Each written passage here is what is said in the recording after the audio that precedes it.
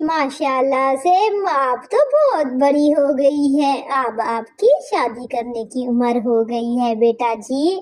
बस मैं ना कुछ कुछ पैसे इकट्ठे कर रही हूँ और जल्द ही तुम्हारा मैं सोना ले आऊंगी ताकि तुम्हारी अच्छी जगह पे शादी कर दूँ। बेटा रो क्यों रही हो, क्या हुआ है? मैंने ऐसा तो कुछ नहीं कहा है, आखिर एक ना एक दिन आपने शादी करनी तो है।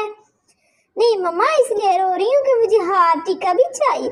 बेटा वही सारा कुछ तो कह रही हूँ। ऐसे ही निशु चूड़िया कल्लो के घर जाती है। कल्लो बहन, कल्लो मैंने अपनी बेटी की शादी करनी है और उसके लिए मैंने बहुत सारे पैसे जोड़े हैं।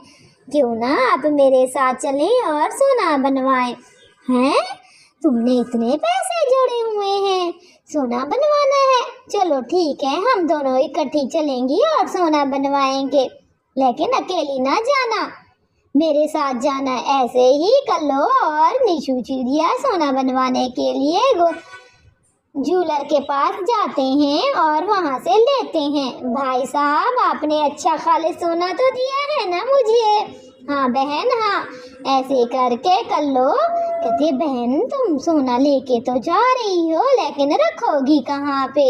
ये ना हो कि कोई तुमसे चोरी करके ले जाए। ख्याल करना अपने सोने का, मेहनत की हुई है तुमने। ऐसे ही निशु चिड़िया सारा सोना लेके घर आ जाती है और अपनी बेटी को बताती है, मम्मा मम्मा आप सोना ले तो आई हैं, लेकिन ये ना हो कि कोई चुरा ना ले जाए। ना बेटा, अल्लाह ना करे कोई चुरा जाए, बस तुम ना ये बात मुंह से भी ना निकालो, सुना तो है दीवारों के भी कान होते। इधर से जैसे ही कल्लो घर पहुंचती है तो अपने शौहर को सारी बात बताती है।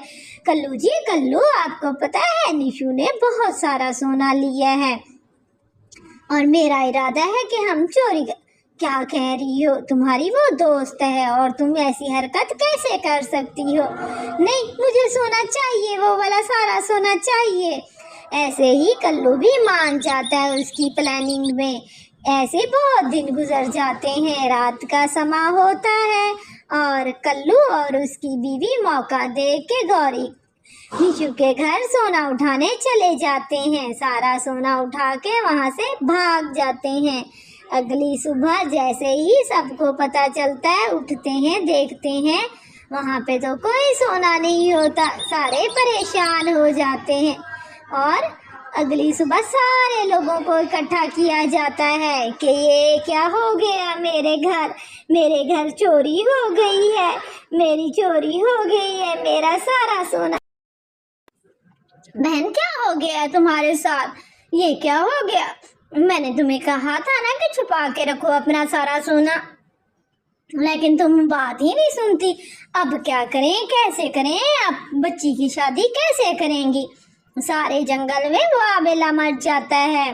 सारे परिंदे परेशान होते हैं कि निशु के साथ आखिर क्या हो गया, किसने ये चोरी की। अगले दिन पुलिस थाने चले जाते हैं और वहां पे रिपोर्ट करवाते हैं।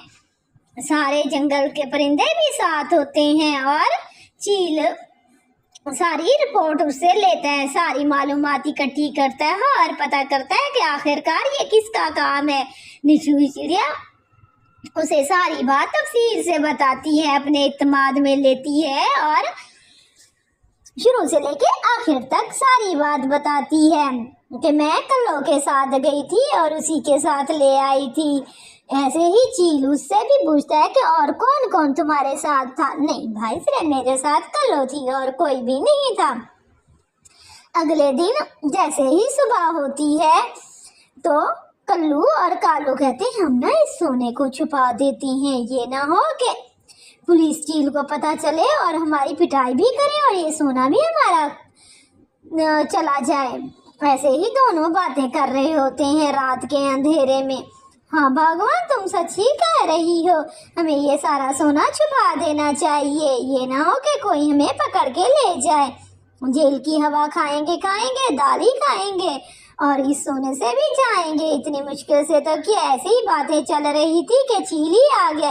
खबरदार, मुझे शक हो गया था कि तुम लोगों की ही शरारत है। अब चलो थाने में और पिटाई खाओ तुम लोग। क्या खाओगे? रोटी दाल चावल कुछ भी नहीं मिलेगा, आप पिटाई खाओगे। तुम लोग कैसे हो? एक आप लोगों के साथ मुखलसी करता है और दूसरा तुम लोग झूठ बोलते हैं, उनके साथ चोरियां करते हैं। इसी तरह कल्लो कालू और उसके बेटे को सजा मिलती है। देखा प्यारे बच्चों, किसी का एतमाद हमें नहीं तोड़ना चाहिए, हमें अच्छा इंसान बन के रहना चाहिए।